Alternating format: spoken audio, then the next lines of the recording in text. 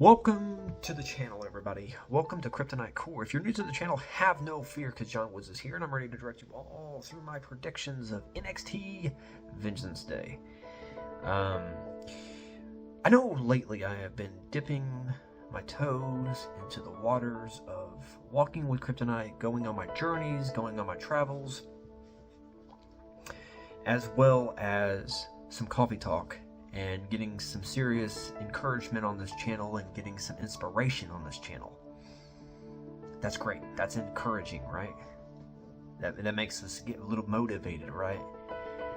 Well, now we're going to go back to basics, okay? So on my days of being on Extreme Blogs, my old YouTube channel, one of the main things that made me joyful, happy, adventurous on that channel was the world of professional wrestling. Now, there's a lot to talk about in the world of wrestling at the moment, and we're going to talk about the good. Okay, so I believe on the 4th of February we have NXT Vengeance Day, and I tonight am going to give my predictions on said event, going match by match of who I believe deep down within the confines of my heart and within my mind of who's going to walk out with their head held high. Alright, let's get started. Alright, going with match number 1 from NXT Vengeance Day, and this is match number 1 that I personally believe would put number 1. I would put first. I'd put Baron Corbin and Braun Breaker going against Carmelo Hayes and Mr. Trick Williams, Mr. Stud. Alright. Now this is the men's Dusty Rhodes finals. The finals in that tournament. And it's been a grueling tournament. I wouldn't say it's the best of the Dusty Rhodes Classic at all. But you had some good tag team competitive action throughout the tournament, but this is our finals. This is our finale. Okay, we got a team that seems like they should have been a team since day number 1. Mr. Carmelo and Mr. Trick. They have so much flair to them. Okay, they are designed to succeed in this world of wrestling. Okay, NXT has been their pull for a long time, and they have been conquering it from top to bottom, and the tag team division is the last thing that they got to conquer, correct? Alright, and then we got a team that's just thrown together, the two guys who want to break each other in half, wanted to cripple each other, they want to destroy one another, and at the end of the day, I want to see them destroy one another. At the end of the day, I want to see them demolish and just decapitate one another, alright? But at the moment, they are known as the dirty, dastardly little creatures that are running NXT's tag team division in this tournament.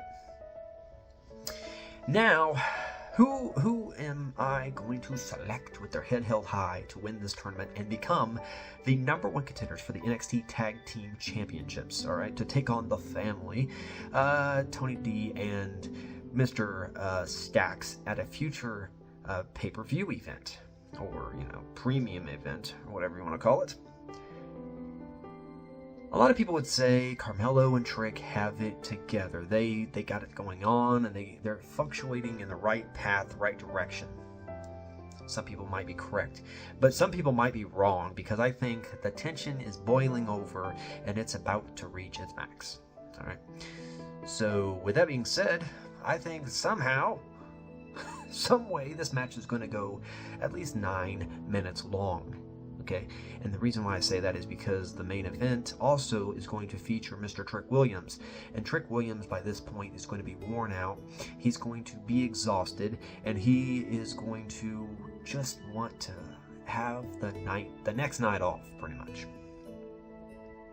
So I believe deep down we want to see Carmelo win. We want to see Trick win. We want to see that team succeed. But I deep down, I also want to see them have their struggles, and I want to see something combustible happen tonight, or well, the night of the pay-per-view. So what I'm gonna say is, Braun Breaker, Mr. Baron Corbin, are going to pick up a huge victory here. All right, they're going to pick up the massive Vic. They're going to win this match. They're going to win this contest, and it's going to become competitive. It's going to be a good, solid fight. But something's going to happen. Miscommunication's going to happen again between Carmelo and Trick, and that's going to lead them to an untimely loss. And this is going to be, unfortunately, this is going to be the stinger that's going to make Trick have issues going into his main event spot, his main event match later in the evening. So let's move right along. Alright, match number 2. I'm not going to waste much time on this one. Next match is Oba Femi versus Dragon Lee. Now, I think this match is going to be decent. I think it's going to be good. Last few weeks they've made Femi look untouchable, undeniable. They made him look like he was the next big thing, right? He is. He is. Let's be honest. Let's look ourselves in the eye right now. My mirror's in the other room, but I'll look you in the eye and I'll say, man, this guy's he got a future. All right. I think the match is going to be decent, but I don't think it's going to be not a groundbreaking structure match for Dragon Lee. So I think this match is easily going to be Femi going to win, and Femi's going to walk out with his head held high, and he's going to retain the NXT North American Championship and advance to the next spot on the card. Next top feud on the card. And who is that going to be? I don't know. I would say Von Wagner maybe, because you need a big man to fight another big man. Two big meaty dudes fighting each other in the squared circle. And especially with Von Wagner doing what he did last week, planting the big old bad boy through the table and doing his deal. Why not? Why not have two big meaty boys fighting out?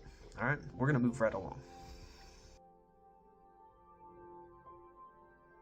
Match number 3 is a 6-person tag team match. All right, I guess when the guys are in the ring, the guys fight the guys, the ladies fight the ladies. You know how it goes. So we got the family. All right, the family are going to be taking on OTM in a 6-person tag team match.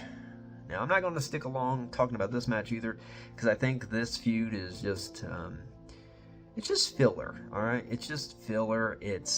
There's not much substance to the feud. There's not much substance to it at all. All right. The family they're a decent team. All right. There's a lot of stuff that you can do with this team to make them feel more designed for success on the main roster when they get called up. But there's also stuff that you can do right now to make them look like a legit threat and make them look as dominant as potentially possible. The team that they're taking on, OTM, they're young. And they're studs, all right? They're young studs, and they have a lot, and they have a bright future ahead of them. But at the moment, the bright future is a little bit burnt out. Okay, I'm not really stuck on these two, and I'm thinking that the match is going to be like the bad guys, the heels in this match. OTM they're going to dominate the first few minutes, but at the end, it's going to be a clean sweep. The faces.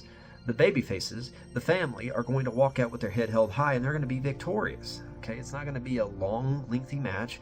It's not going to be a hard-hitting match. At the end of it, it's not going to be hard-hitting. And I hope that it's a clean victory for the family. Like we need this. We need this situation. Man, I'm getting excited. We need the situation between these two teams to be concluded, and we need both of these teams to move off each other. The family obviously is going to go off, and they're going to go fight Baron Corbin and Braun Breaker at the next event. So, Braun Breaker getting that call up saying, hey man, SmackDown's my home now, after his Royal Rumble spot, isn't probably going to happen at the moment. But, him and Baron, interesting team, and they're going to fight Tony D and Mr. Stacks at the next event. So that should be an epic match. Now, that is the type of match right there that's going to make the family look like legitimate threats as champions. Make them look like they deserve to be champions. Good Lord, man. You got to make these guys look like they deserve to hold those championships. So obviously, the family's going to win. I didn't go through every person in the match, but we don't really need to do that. All right. Next, and I'm going with the importance of how I see the matches being booked on the card. So, let's move on. Next, on NXT Vengeance Day, we have a match that is a no disqualification match. We got Dijak going one-on-one with Joe Gacy. Now, let me stop for a second here. I remember Joe Gacy from CZW, Combat Zone Wrestling. Okay, CZW, long time ago. Well, actually, the successful version of CZW was a long time ago when Joe Gacy was a part of the Runaways. Now, let me say this. The Runaways were, man, they were crazy, okay? Kimberly was a part of them as well. She was their valet. She was their manager. Now, let me say this. Joe Gacy could cut some mad promos. You think Jon Moxley can cut some good promos? Jon Moxley, yes, an amazing promo artist. But Joe Gacy is incredible at doing that as well. So let me just say that this match, I want to see this match be a no disqualification match. I don't want to see it be some rough edge match. I want to see it be, I want to see people go through tables. I want to see people get hit with possible barbed wire. I want to see it being an actual no DQ match. Some of these no DQ matches that wrestling companies call no DQ shouldn't be labeled that, because they're not a no DQ match. They're not really hard hitting. They're not really edge worthy.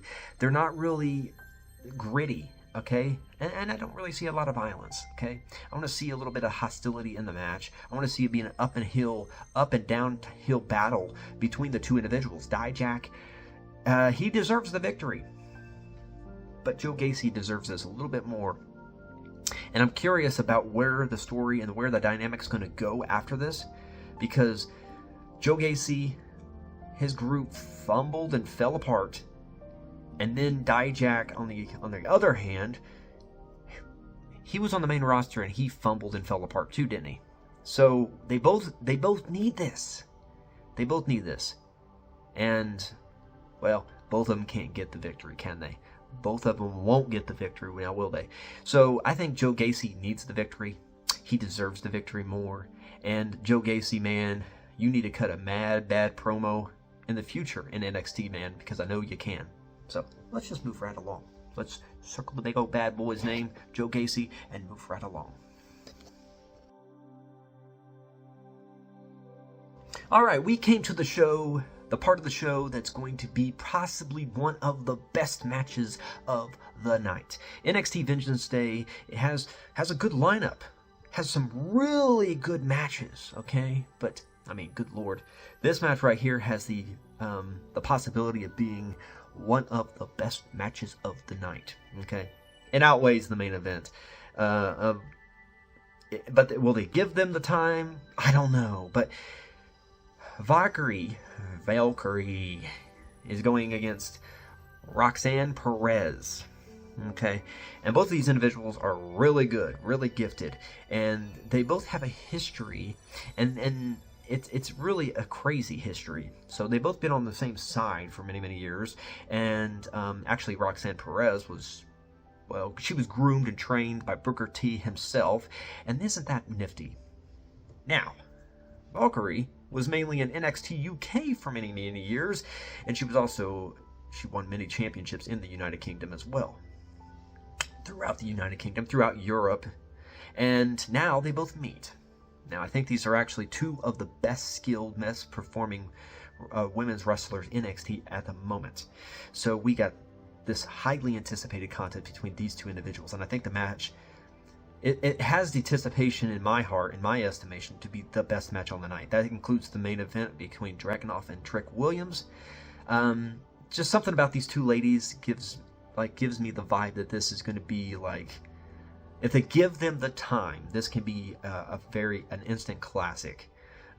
Roxanne Perez over the last few weeks has been showing that she has heel tendencies, that she has a little bit of, bitterness or hatred in her heart, that she wants to win, and she'll win at any cost, and every cost, right? Especially with Mrs. Insane Lady Paxley keep interfering and costing her and throwing her to a table and stuff.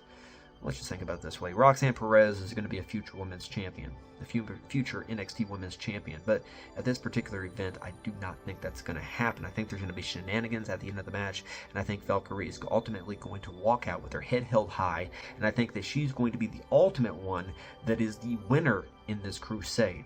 All right? But I do think that they need to give these two matches, this match in particular, a lot of time, and they need to let these ladies go out there and just shine.